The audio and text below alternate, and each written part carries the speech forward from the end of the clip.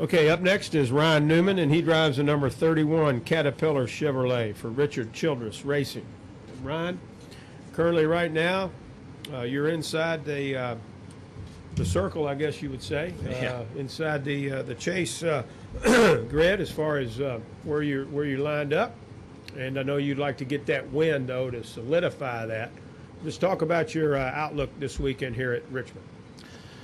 It's a great racetrack. It's great to be here, and just look forward to the opportunity to running well. Statistically, it's been a good track for me. In our position where we are in points, win or not, if we just do our job with a good Caterpillar Chevrolet, we'll be in contention to make these last 10 races a lot of fun. We'll take questions now for Ryan Newman. If you have one, raise your hand. Claire B. Lang is going to lead us off. And then we're going to go to Tom in the corner and then to Rebecca from CNN. Claire B. Lang, Sirius XM NASCAR Radio. Through the first part of the season leading into where you're at now, you've been very consistent as a team. Maybe flying a little bit under the radar, but being consistent to get yourself in this position. Talk about that and your team and where you think you're at right now. I think that all depends on how well defined your radar is.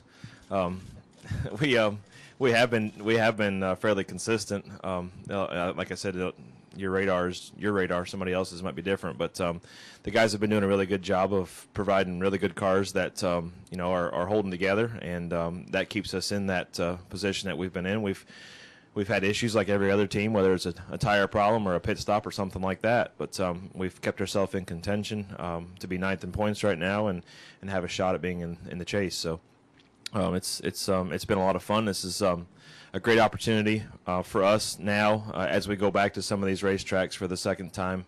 We had there was a few races in there like Watkins Glen and Indy and a couple others where you don't experience the second race until later in the season. So going back to Richmond and Loudon and a few other places like that, we'll as a team get to prove what we've learned in the first experience together. All right, we'll go back to Tom and then we'll go over here to Rebecca. Hi, Ryan. Tom Jensen, Fox Sports.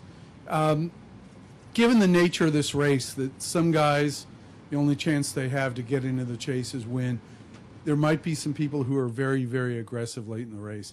Is that a concern to you, especially given that you just need a decent finish to make it in? Are you worried about basically anybody doing anything stupid or crazy at the end of the race? I think it's a concern. That would be naive if I said it wasn't a concern. But I think after what happened last year, I think that the magnifying glass is zoomed in a little tighter than it used to be, and that we'll have a good race, and that it would be good for our sport to not have what happened last year in any form or fashion, this year, and have a good race here because it is a great racetrack. Over here to the left, Rebecca.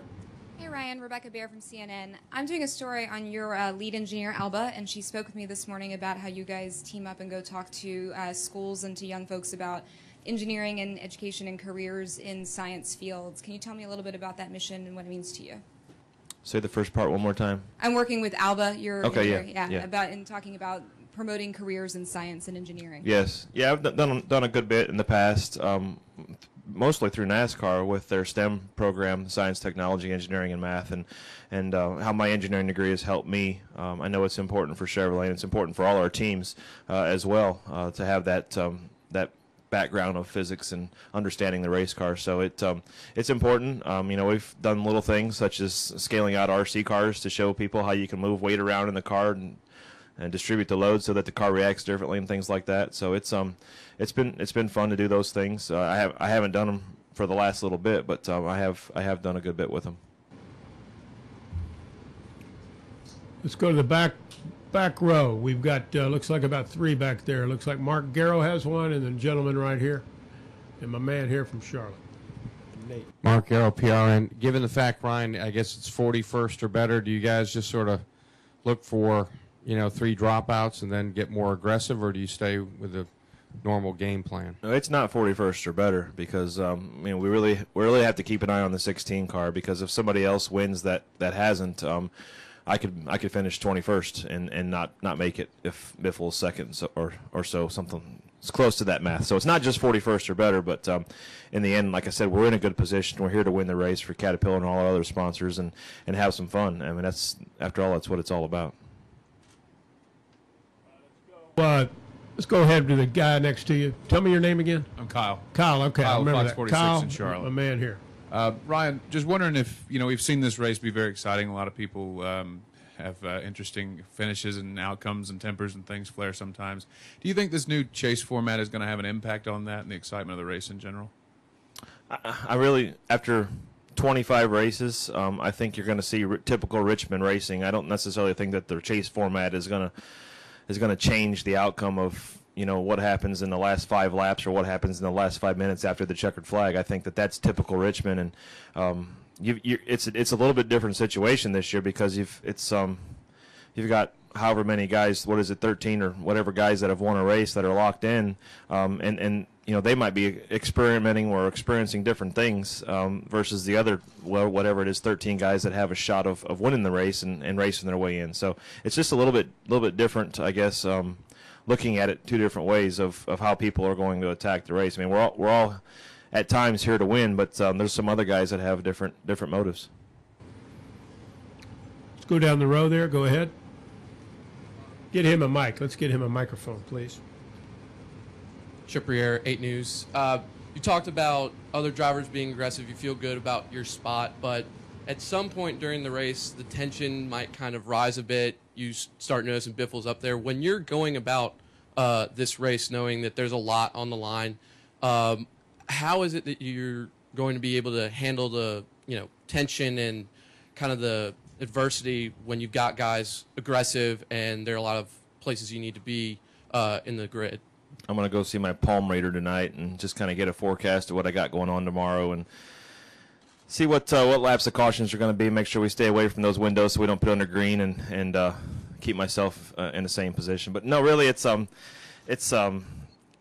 you can look at it that way, but I still say that the last 25 races, that intensity, that emotional, mental, and physical level that you have to have is no different then than it is now. And you have the potential for things to fall apart, don't get me wrong, but things have fallen apart in the last 25, and you can't pinpoint it on one thing that happens Saturday night here in Richmond. So it's you can live in the moment, but it really takes a culmination of 26 events to get to this point.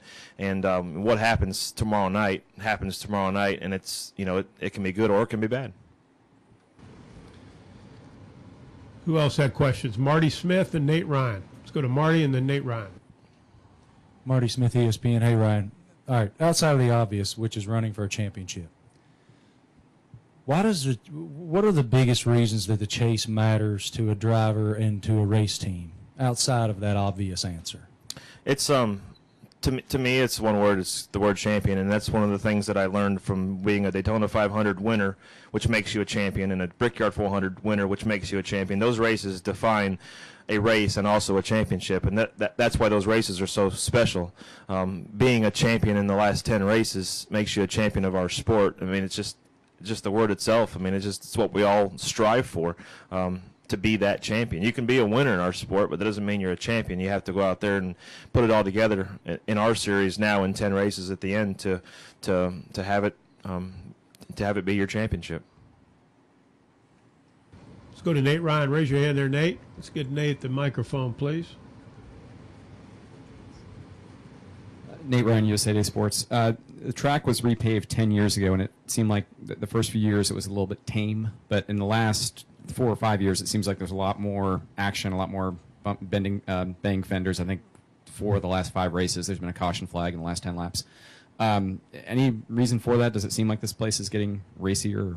I think it's just guys doing everything that they can in that last little bit. I mean, you spend 395 laps, either getting frustrated or mad that you're not in the position you want to be in, and somebody takes it out on somebody, and that's more prone to short track racing than anything else. Why it is more so now than 10 years ago, I don't have a really good answer for you on that. There's a lot of things that have changed between the tire and the car, the drivers, the caliber of the competition that we have. It's easier to be frustrated now with that narrowed margin of competition than it was 10 years ago. So there's a lot of things to factor into that. In the end, it's still great Richmond short track racing. Right here. We'll end with Lewis. Louis Franco Reuters. Everyone's talking right now about tomorrow night, but yesterday Talladega announced new qualifying plans. I'm wondering, earlier Carl was saying, you know, it's tough enough to do one fast lap. This will be the first time on a super speedway that they'll be doing this kind of group qualifying. I was wondering what you thought about that.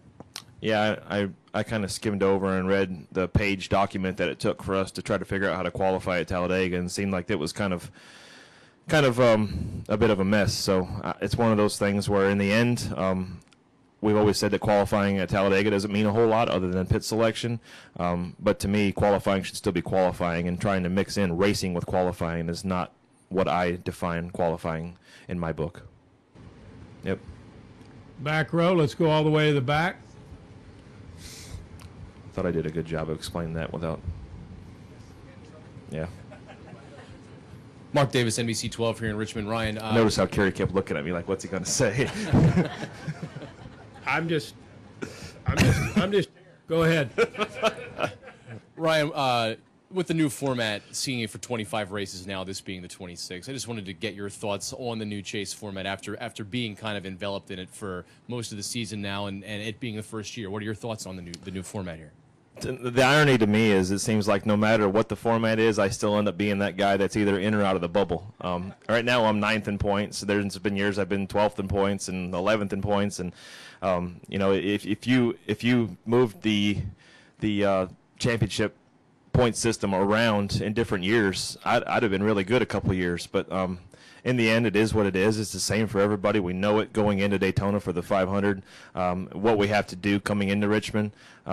And it still involves winning races, and that winning races, whether winning you're in or winning you have a better chance of being in, those points all add up. So to me, it's the typical "it is what it is" answer, and the biggest change in my eyes will be the next 10, not necessarily the first 26. Final question right here. State your name, please. What's your name? Brandon Witten with MotorRacingDigest.com. Ryan, do you think it's feasible for a team to go through the chase, not win a race, and still win the championship? Absolutely. It's mathematically totally possible, and I mean there was some kind of stat that Junior would have done that last year. I don't know the exact truth to all of it, and I haven't mathed it all out, but he would have I think won the championship in Homestead with what, a 4th place finish, is that right?